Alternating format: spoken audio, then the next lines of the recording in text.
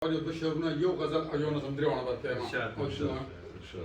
که زړه ته زما پرېوتو خو زړه به رانه یوسي، که زړه ته زما پرېوتو خو زړه به رانه یوسي، د ښکلی نور د دې نه سیوا څه به رانه یوسي.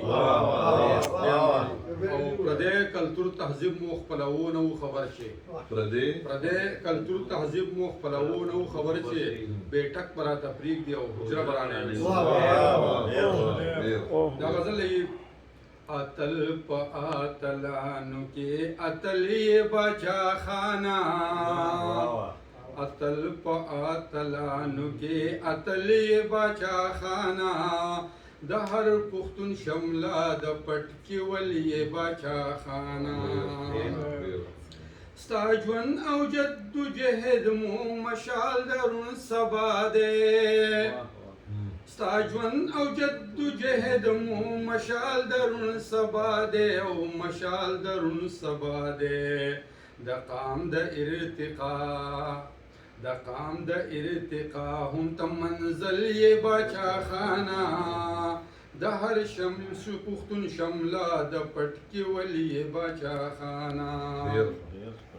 په بیت المقدس او حرمین کې خپل اولسلا، په بیت المقدس او حرمین کې خپل اولسلا، حرمین کې خپل اولسلا.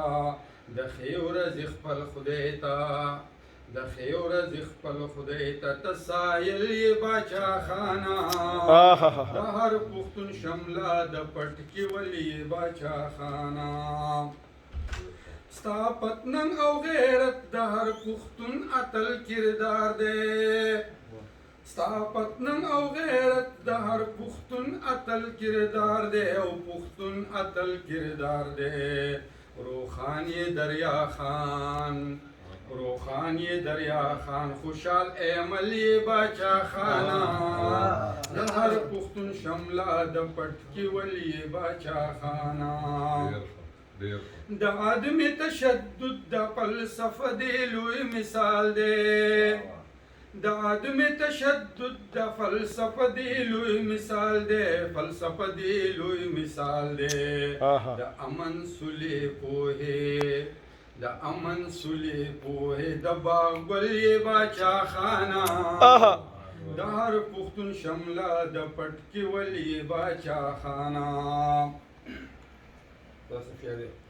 علی غنی علی ولی غنی خو ځکه خدای پتا پیرزو کړل، علی ولی غنی خو ځکه خدای پتا پیرزو کړل، ځکه خدای پتا پیرزو کړل.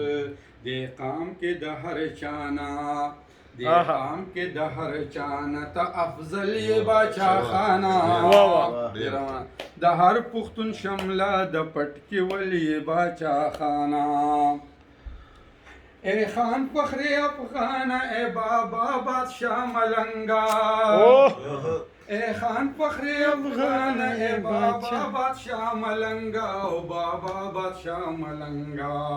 زما د دې کندر زړه، زما د دې کندر زړه تاج محل یې باچا خانہ، د هر پختون شملا د پټکي ولی باچا خانہ. ندیم خو بس خواره واره یو څو لفظونه راوړي، ندیم خو بس خواره واره یو څو لفظونه راوړي، او یو څو لفظونه راوړي. ښایست خو ته د شاعر، ښایست خو ته د شعر او غزل باچا خانہ، هر پختون شملا د پټکي ولی باچا خانہ. اتل په اتلانو کې اتلی باچا خانہ، د هر پختون شملا د پټکي ولی باچا خانہ.